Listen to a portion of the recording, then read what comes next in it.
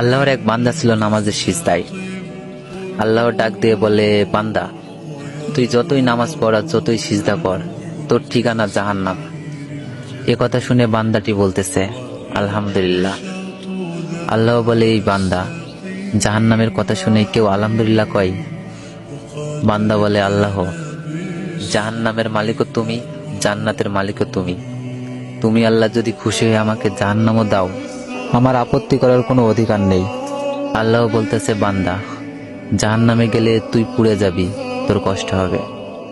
বান্দা বলতেছে, আল্লাহ, কষ্ট শুধু আমার হবে না, তোমারও হবে। আল্লাহ বলে, বান্দা, তুই পুড়বি জাহান্নামে, আমার কষ্ট কেন হবে?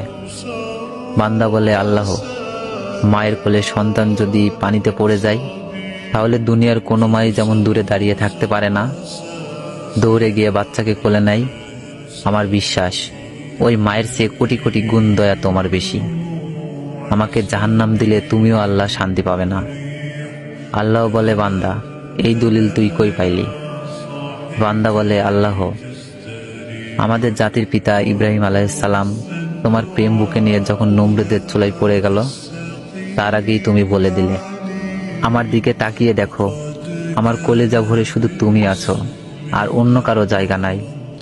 আল্লাহ বলে, বান্দা, আমার প্রেমের ভক্তি নিয়ে যদি কেউ জাহান্নামেও যায়, আমি জাহান্নামকেও জান্নাত বানিয়ে দিব। সুবহানাল্লাহ।